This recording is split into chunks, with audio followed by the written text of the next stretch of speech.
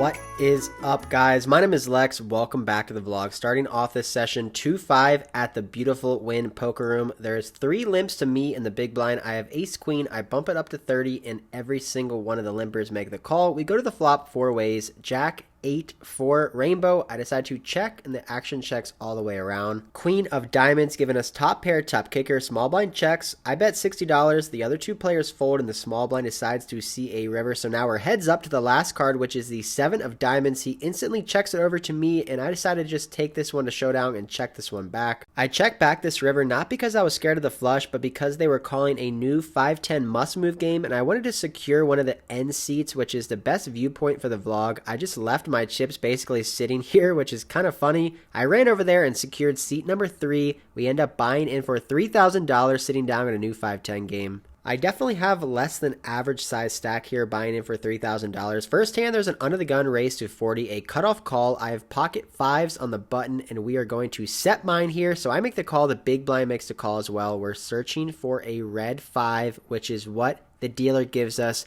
Ace, queen, 5, 2 hearts, we make a set. Under the gun, C bets here for $60. The cutoff pretty quickly calls $60, and I feel like this is a spot I should be putting in a raise with bottom set. I can get a lot of value from top pair holding, some flush draws and straight draws. I obviously don't want to see any jacks, maybe 10s or hearts on the turn, giving my opponents flushes or straights, so I bump this one up here to $270. Big blind folds. Under the gun looks over at my stack. She started the hand with $5,000. This could be a massive pot if she has a big hand like ace king or ace queen. Obviously I have a little bit of monsters under the bed syndrome from all the bad run I've had in Texas. I'm a little fearful that she could have queens or aces, but if that's the case, we're just going to lose our stack. We raise it up, she makes the call, and the cutoff makes the fold. Heads up, 7 of diamonds. Shouldn't change anything at all. Her likely hands when she calls my raise out of position is ace king, ace queen, or ace jack. Possibly some big combo draws like king 10 of hearts or king jack of hearts. So when she checks it over to me, I feel like this is a good spot to bet almost the size of the pot so that I can have an easy river shove depending on what comes out. I take my time and assemble out a bet of $620 with my bottom set. This will allow me to shove basically any river for around a pot size bet. She goes into the tank forever. And looking back against this particular player, I think I could be betting a lot smaller on this turn card. I want to keep her in there with all of her hands like ace 10, ace jack, and ace king. When I bet this sizing, I'm basically only targeting her 2 pairs like ace queen. So looking back, I think a smaller bet would be good. And unfortunately, she thinks the same thing. She ends up letting this one go. We take down this pot. We have been in Vegas now for about 5 days, and so far we have been running hot, making sets, flushes, coolering people, and it feels good after running so bad in Texas to finally be on the right side of variance. A few hands go by before we look down at ace king in middle position. There's a tighter player opening up under the gun. I decide to flat call here, looking to trap sometimes with this hand. 4 ways to an ace-high board. It checks over to me. I put out a bet of $110. Everybody folds and we take down our 3rd pot of the night. Next up, under the gun $20 straddle, a call. I'm in the hijack position with 9-10 of hearts. I don't want to just call here. I want to take the aggressive route, so I bump it up to $120. Unfortunately, nobody wants to play with me. Everybody folds, which seems like a trend on this table. It's been playing pretty tight so far. In this one, there's an under the gun raise to 30 by an unknown player. He had been playing on the tighter side, so when I have ace 10 of clubs next to act, I feel like this is a spot I should be 3-betting or folding in a pretty aggressive game, so I bump it up to $110 looking to isolate. However, the button comes along with a cold call and the under the gun player makes the fold. Heads up to a 10 high board, making top pair, top kicker, in a 3-bet pot. I continue for $140 and the button is not scared. He matches my bet going to the turn, which is the 9 of diamonds, which is kind of a sketchy card.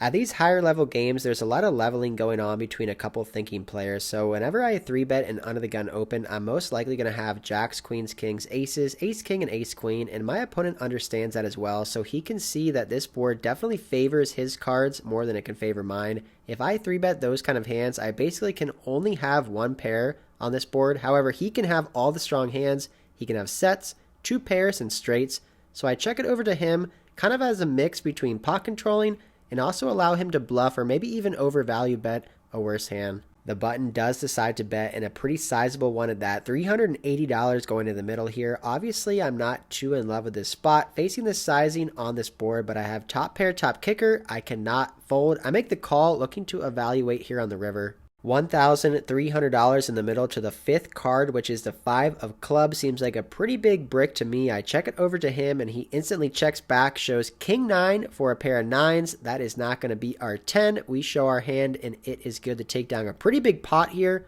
4 for 4 on the session. I told myself before I came to Vegas, I don't just want to sit and grind out a bad 5-10 game. This game has been playing pretty tight, not too much action, so I feel like there's a lot better games I could find on a Saturday night, so I end up racking up my chips, heading to the cage and cashing out, but we're not done yet. We're moving on to a new location.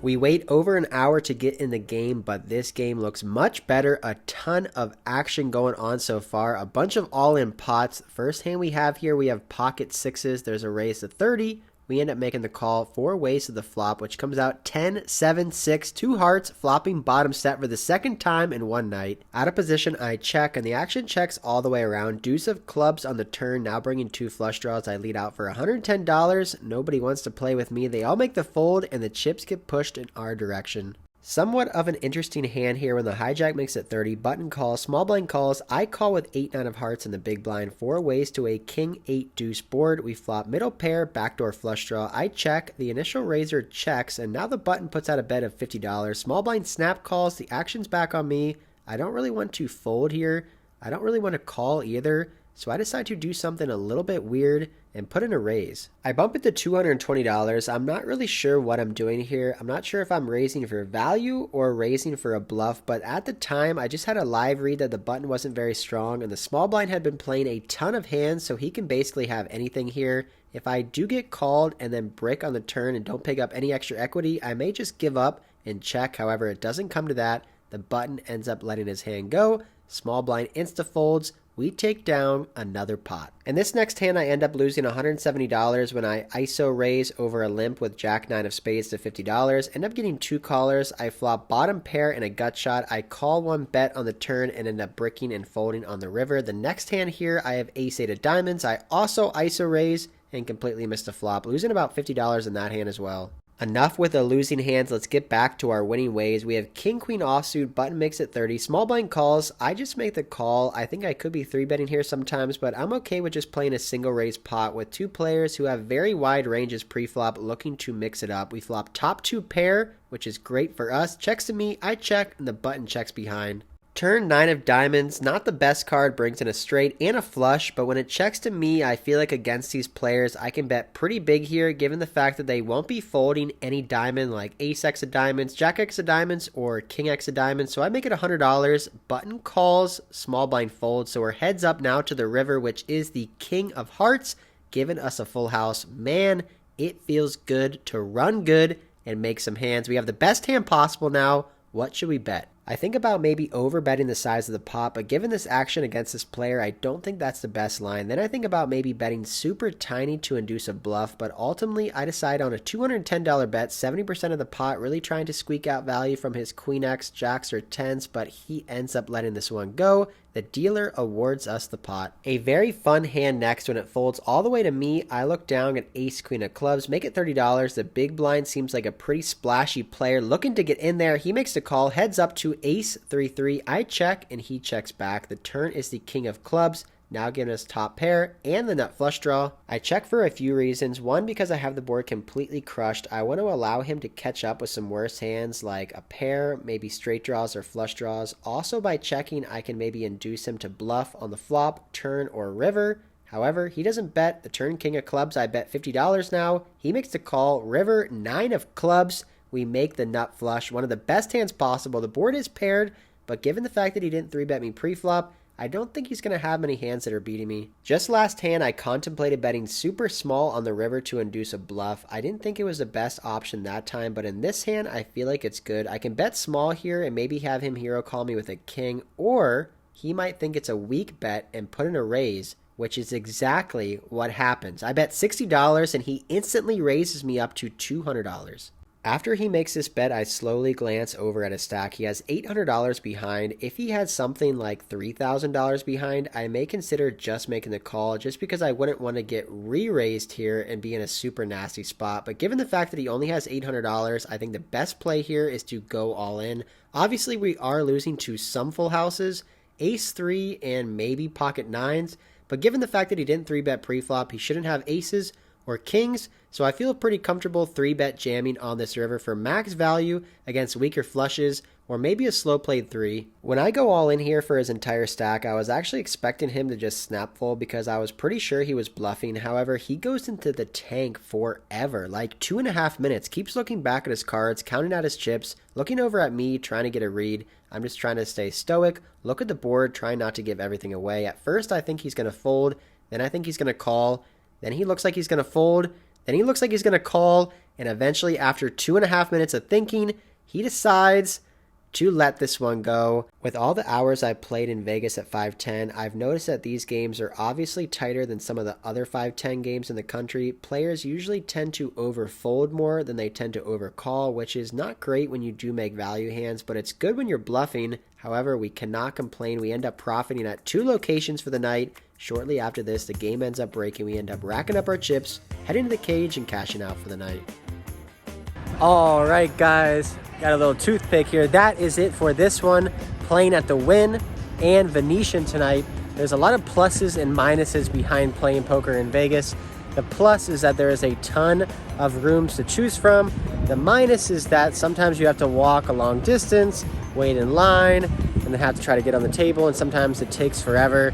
But I really do like being able to go from poker room to poker room if the game is bad. If I'm in another place like Texas or Hard Rock and the game is bad, I basically just have to suck it up and either play that game or go home. So I can just walk 15 minutes down the road to Venetian here and playing a pretty good 510. Ended up making a little over $1,200 tonight. Upswing is definitely in swing, up over $11,000 now. I feel like there's a big difference, obviously, between the Vegas games and the Texas games. And obviously, Texas is super loosey-goosey, going like 4 or 5 ways to every single flop.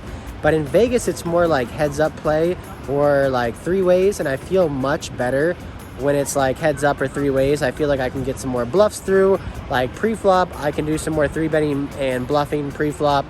And I just feel better in these games. Obviously, Texas games are great with a ton of action, but it's just a different style. I feel like that goes well there, and I feel like my style fits better for kind of more of a tighter passive game. So it could just be that I am running super hot, flopping sets, making flushes. That could be it as well. But we've been in Vegas now for about a week. Things are going good. We have about 4 days left, then we're heading out to Los Angeles, California to play some more poker. But that is it for this one. Hope you guys enjoyed this one, and until next time, I'll see ya.